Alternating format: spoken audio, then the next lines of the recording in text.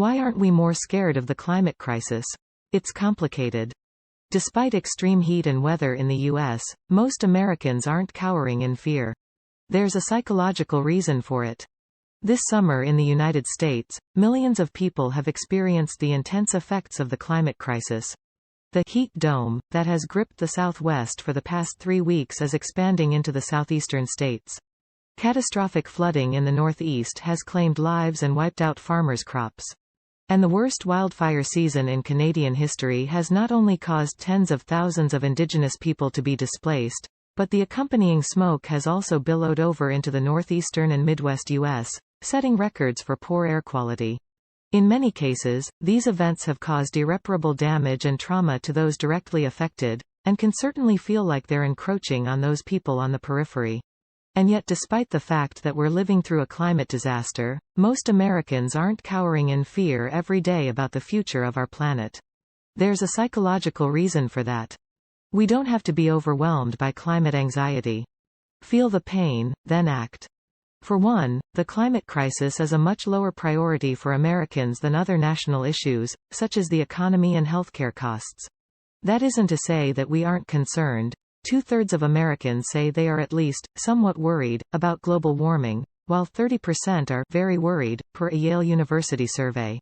But because of the nature of the way that many humans experience fear, connecting this emotion to something as vast and complex as the climate crisis is difficult. According to Brian Lickle, a social psychologist who researches human responses to threats, we aren't designed to remain in a high state of fear for long. A very fundamental feature of the normal kind of expected emotional processing is hedonic adaptation, he said. Our emotion system is designed to be labile, to go up or have certain responses, but then to not stick there. The emotional response to the climate crisis, even if we feel fearful during an episode of wildfire smoke or flooding, is similar to what many people who live in war zones may experience, Lickle said. While at first, the threat of bombs and attacks are imminent and extremely frightening, eventually those who remain in these areas adapt somewhat to a life in which the threat becomes just another thing to deal with daily. If they're not escalating or the nature of the threats not changing, Lickle said, it is to be expected that the felt emotion is going to go down. Though the climate crisis is altering our planet rapidly on a geologic timescale, on a human one, changes are happening relatively slowly. That means that even if we see record-setting temperatures or experience our first indoors due to smoke days, those occurrences will become a new normal within the timespan of our lives. I'm skeptical that there is going to be an event that's going to catalyze us more than any of the things that have already happened, Lickle said. Instead, humans tend to adapt to our stressors, which happens in one of two ways, according to Susan Clayton, a psychologist who studies the relationship between humans and nature. When faced with a fear, for instance, Clayton told me that there are two things we can address: the situation or our reaction to the situation. Since the climate crisis is not something we can deal with in the moment, and most people don't even understand it fully, we often choose to ignore it as a way to protect our emotional selves. We're really, really good at avoiding things that bother us in many cases, she said. It's denial. You think the scarier it is, the more we should talk about it. In fact, it's often the reverse. It's too scary to talk about. However, as more of the weather events we are seeing this summer affect a larger number of people, that denial might be harder to maintain. You do find that the more people have direct experience of climate change, the more they are able to perceive it as a risk, Clayton said.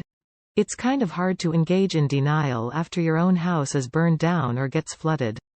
In her 2019 research surveying a sample of some 200 Americans, Clayton found that up to 20% said that their anxiety about the climate crisis is so bad that it impairs their ability to function normally, meaning they lose sleep or the ability to work or socialize normally.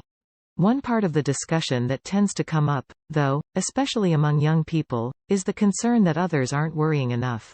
2/3 of Americans say they rarely or never discuss the climate crisis with family and friends, according to the Yale survey.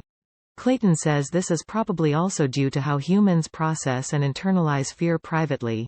You think the scarier it is, the more we should talk about it. In fact, it's often the reverse. It's too scary to talk about. However, there may be an ironic upside to more people experiencing the effects of the climate crisis directly, she said. in that others who were already fearful won't feel so isolated. The question of whether humans are scared enough of the climate crisis might be the wrong one to ask altogether, though, according to Lickle. That's because fear isn't always the best motivating factor for action. The changes we need to make as a species to address the climate crisis are huge and logistical, so they probably have nothing to do with any one person's individual fear response. Fear appeals can be effective for things like cigarette smoking, if people know what they can do to address the threat, Lickle said. But the huge, slow-moving, complex issue of the climate crisis doesn't have a lot of answers on the individual level. Most of us feel, and really are, pretty helpless. Instead of spiraling, Lickle said it was important to take care of our own mental health as we go through these scary times. One way to do that if you're worried about the climate crisis might be to figure out life changes you can make that are good for you and for the planet, such as installing a heat pump if you live in a smoky area or a place with extremely hot summers, or switching your car commute to a bike commute where possible. Clayton and Lickle both agree that we, of course, shouldn't ignore the realities of the climate crisis. But not absorbing every bad piece of news about it, and taking steps to ease our own fears, including sharing those fears with others, are also important.